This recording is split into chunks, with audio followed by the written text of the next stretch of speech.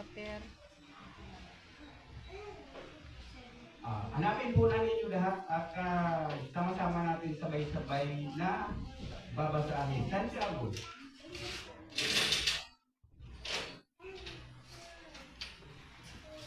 Santiago Kapitulo 4, versikulo 7.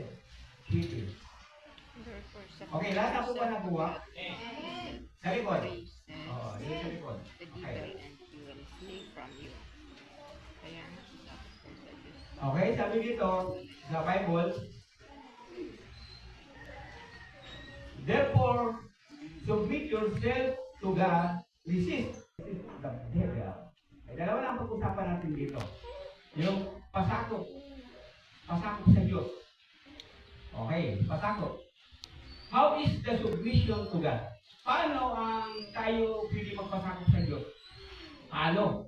How is the submission to God? Makikita pa natin sa isang mga halimbawa mula sa panahon ni Noe hanggang kay Adan at Eva sa verse 13 hanggang 22. Historiko, isulat na lang ninyo para madali po tayo kahit hindi ako masyadong magpalabasa pero nandiyan po sa loob yan. Dito po sa historiko po ito makita natin sa panahon ng ating mga unang mga tao na si Noe ay nakita niya yung mga tao na sobrang pagkakamali. At nakita na Diyos na pwede nang idilubyo, sabi ko na dilubyo rin sa Tagalog. Pwede nang pakayin ang lahat ng tao kasi sobrang masama na. So nakita na ng ating Lord, ng ating Diyos, si Noe lang ang matuwid. Si Noe, asawa niya, 3 anak, at 3 manugang. At bali ay 8. Walo. Si Noe, asawa niya, 3 anak, may 3 pang manugang, 6 plus 2 mag-asawa, yung nanay tatay, 8. Okay. At nakita, sabi dito, ikaw lang ang matuwid. Kaya ito gagawin mo. Gumawa ka ng barko kasi ako ay magpapaula ng 40 days, 40 nights na walang tigil ang ulan. Lahat ng lupa sa daigdig ay bubukal. Lalabas ang lahat ng tubig. Hindi alam kung saan galing yung mga tubig na yun. Lalabas at lahat ng linalang ay mamamatay. Lahat ng linalang ay mamamatay. Tao man or mga hayop, silang lahat ay mamamatay. Kaya ikaw, dahil ikaw ang may pananampalataya sa akin, ito ang gawin mo. Kumuha ka ng kahoy na sipris. Okay? Kumuha ka ng kahoy na sipris. Pagkatapos, gumawa ka ng arko. May isang pintuan. May 3 palapag. Okay? 3 palapag. At ito na, isakay mo ang lahat ng hayop na mag-asawa-asawa. Hindi lahat ng hayop. Ibig sabihin para hindi maliit po lahat ang hayop mag-asawa-asawa. Okay? Maliit or malaki. Tapos, papasukin mo yun. Ngayon, habang ginagawa ni Noe yun na, ginagawa na ni Noe at ginawa niya. Ang ating topic, submit to God. How to the submission to God. Paano daw ang tao nagpapasakop sa Panginoon? Kay Noe, tinutukoy ko. Paano natin nakita na si Noe nagpasakop sa Diyos? Paano natin nakita na siya ay nagpasakop sa Panginoon? Ang ibig sabihin dito, si Noe, lahat ng instructor, lahat ng instruction, lahat ng sinabi, lahat ng utos ng Diyos, sinunod ni Noe. Meaning, na si Noe ay nagpapasakop sa Diyos. Sabi doon, paano daw ang tao nagpapasakop sa Diyos? Paano tayo daw ay magpasakop sa Diyos? Sa pamagitan ng pagsunod sa sinasabi ng ating Diyos. Submit to God. Kung hindi ka naman sumusunod sa Diyos, sa kanyang sinabi, hindi ka nagpapasakop. Okay. Tingnan natin si Adan at Eva. Sabi na ni Lord kay Adan at Eva, makakain mo ang lahat ng kahoy sa halaman ng Eden. Ngunit ang bunga na sa gitna ngayon ng kahoy na yun, huwag mong hawakan, huwag mong kakainin. Kapag kinain mo, mamamatay ka. Okay. Ano naman ang ginawa ni Adan at Eva? Sinunod ba? Hindi, sinuway. Ibig sabihin, hindi siya sumunod at nagpasakop sa ating Diyos. Ang pagsuway sa utos ng Diyos ay paglaban. Sino ngayon ngayon, ang sinunod ni Adan at Eva, Diablo. Kaya sabi ito, resist, labanan mo ang Diablo. Manabay laban ng Diablo, ang nasunod, ang gusto ng Diablo. Dapat ang Diyos ang nasunod, hindi ang Diablo. Amen. Tandaan natin mga minamahal ko, may dalawa na magkatunggali, ang Diablo at ang Diyos. Tayo ay nasa gitna. Tama po ba? Pinaglalabanan tayo ng dalawa na magkatunggali. Yung Diyos na lumikha sa atin. Ang Diyos nagbigay sa atin ng hininga. Ang Diyos nagbigay sa atin ng lakas, pagkain, inumin, at lahat ng mabuting bagay. Diyos nagbigay. Ang katunggali ng Diyos, ang Diablo. Ang gusto ng Diablo, huwag tayong pasakop sa Diyos sa pamagitan ng pagsunod sa utos ng Diyos. Ang gusto ng Diablo, labanan ang Diyos sa Kanya tayo, kaysa itatalas tayo, sumunod. Kasi sa Kanya ka nagpapasakop. Mali po yun. Okay. Mga minamahal ko sa Panginoong Diyos ngayon, gusto kong ipakita po sa inyong isipan. Okay?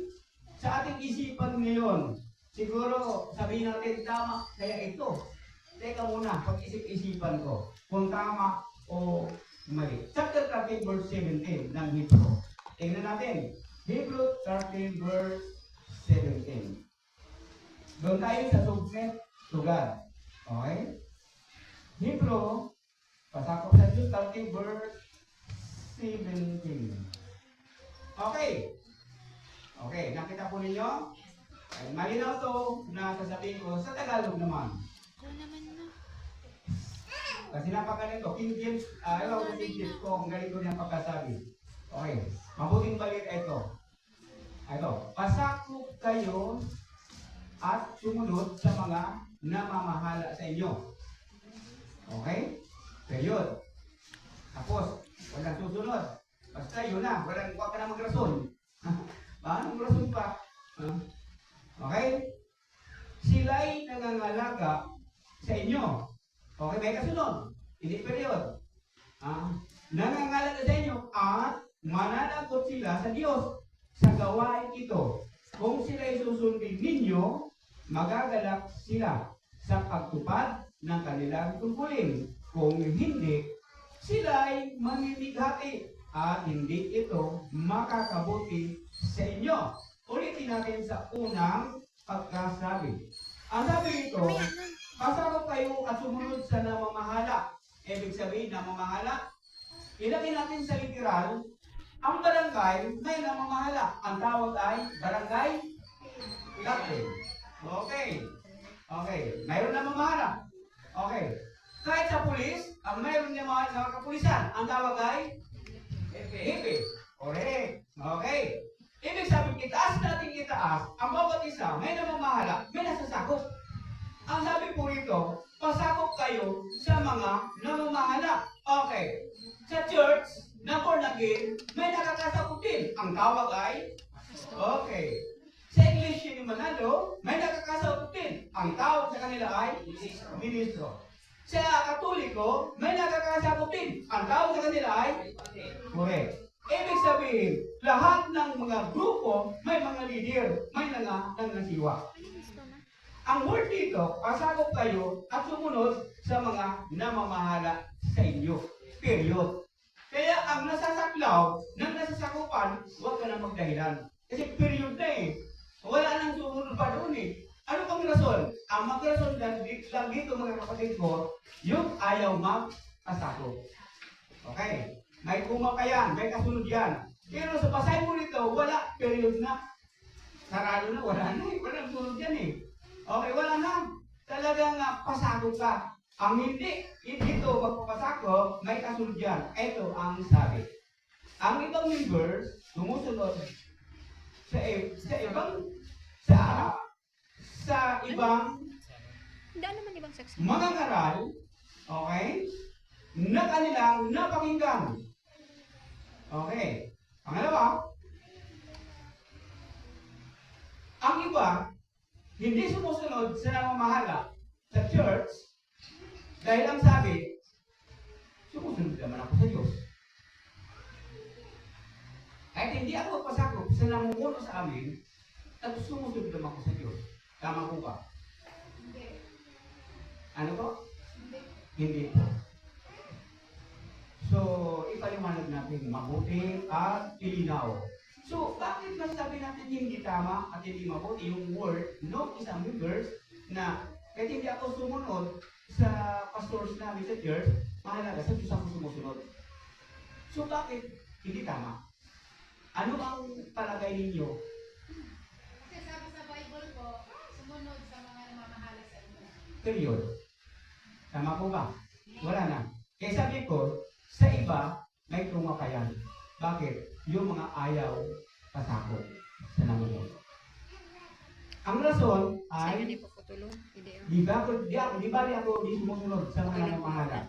Picture. Hindi na naman. Ang malaga sa Diyos ako ng Hindi na pasakot. pindutin ba dahil? Mali. Ang turo sa ibang church. Nakarinig. Yung narinig niya, kumbinsi siya. At sa turo ng pastor na pinapasukan niya, pumunta yung isip niya. Di sumuway siya. Ay ang tanong nito, bakit ka susunod doon, di naman yun nangangalaga sa iyo? Diba? Ituloy po ang Hebrew. Pasakop kayo at sumunod sa mga namamahala sa inyo. Sino daw yung namamahala? Yung nasa church, hindi napakinggan sa TV o television or radyo. Napakinggan mo yun. Hindi naman namamahala yun. Nakinig ka lang doon. Ikaw, nagpapasakop doon sa pinagsisimbahan mo. Kaya maling rason na kumbinsihin ka nung napakinggan mo at kontrahin mo yung sinisimbahan mo. Ang tawag niya religious spirit. Hindi naman ninyo. Nandiyan ka dahil sikatinan mo. Si Satanas, hindi nagbigay kay Adan Eva ng buhay at lakas, pagkain. Ang Diyos nagbigay. Bakit makikinig ka kay Satanas na kumain ka? Pakinggan mo, yun ang ngalaga sa iyo, ang Diyos. Amin po ba? Kasi yan ang ngalaga sa iyo. Huwag mo pakinggan si Satanas. Yung mga pakinggan ninyong kontra, doon sa tulong na ngalaga sa inyo, resist. Amen? Labanan mo yun. Hindi ka pwedeng makinig doon. Hindi naman yun ang nasiwa sa iyo eh. Amen? Kaya sa barangay, okay, may kaso si Pedro. Barangay Dolores, nung may kaso, pumunta lang barangay San Juan. Taga saan ka? Barangay Dolores. Anong kaso mo? Ganito. Taga saan yung napanasangkot ito? Barangay Dolores din. Ano? Hindi naman kinasakop. Barangay San Juan. Pumunta ka, barangay San Dolores. Hindi naman ito literal. Hindi ka tatanggapin sa barangay San Juan na hindi ka doon nasasakop. Doon ka sa nakasaklaw kayo. Yung doon mag-aayos. Amin mo ba? Hindi malinaw. Nagkaintindihan tayo. Amin mo ba? Ganun sa church dito. Sa gawain. Huwag kang makikinig doon sa ibang nakapagturo na hindi naman ang nasiwa sa iyo. Pakinggan mo yung nangalaga sa iyo. Good spot ka. Yan po ang sabi ng banal na Biblia. Huwag mong pakinggan yan kasi hindi naman sa iyo yan nangangalaga. Bakit po? Ang sabi dito, at mananagot sila sa Diyos sa gawain ito. Kaya nga po yun ang nasiwa sa church, may pananagutan ito, responsibilidad sa Diyos. Pananagutan niya. Kaya, ang ikakapahamak ng membro, okay? Mapunta sa impyerno ang sisi doon sa pastor. Kung, ay kasunod na, kung hindi mo itinuro ang kalooban ng Diyos. Ang sisi ay nandoon po sa pastor. Eto, si Father. Napakalinaw na huwag kayong magkaroon ng Diyos-Diyosan at narawat o rimulto. Napakalinaw. Ilan Roman Catholic ang naniniwala at mayroon sa church at mayroon sa bahay. At naniniwala, position pa ng mga idolatry. Hindi ito tinuro na bawal. At nakasaad sa Biblia na kapag ikaw ay may ribulto at Diyos-Diyusan, mapapasakoy ng impyerno ang iyong kaluluwa. So hindi mo tinuro ang bigat ng dadali ng pari sa pagharap sa hukuman ni Kristo. Amen? Sobrang bigat. Bakit? Lahat ng kaluluwa mapunta sa impyerno, ang sabi ko, pananagutan mo, yun, kapahamakan ng tao ito. Hindi kasi nagturo. Si pastor, pananagutan din kapag hindi mo tinuro ang salita ng ating Panginoong Diyos. May worker po na gustong-gustong talagang sabi nga doon, gusto-gustong magturo. At gusto-gusto talagang magsiwa isa. Eh, pray naman talaga ni Pastor na dumami ang worker. Kaya pinag-pray na magharibs pa, magturo pa, mag-disciples pa ng bata, ang bata, ang babae sa kalalaki, para dumami ang misyon. Ngayon, sabi ni Pastor, sige, aalis ako ng 3 buwan. Ikaw muna ang maiwan dito sa church. Ikaw muna ang mag-preach. Okay? At umalis po. Pagdating ng fellowship, nag-preach na ito si worker. Doon tumayo sa pulpito, may nakita siya doon sa kaliwa, kanan, likod. Tumingala doon sa harapan, may mga panak palasok. Nakatugla. May nakatugla. Sa likod, meron pa. Ang nakalagay doon sa palasok, doon po, bawat salita ko na mali ang tinuro, i-cast o ibig sabihin, yung pana na yun, i-cast, tatama sa iyo. Pag nagkamali sa pagturo, i-cast yun. Hindi na takot yung nagkapagturo. Sabi niya, yung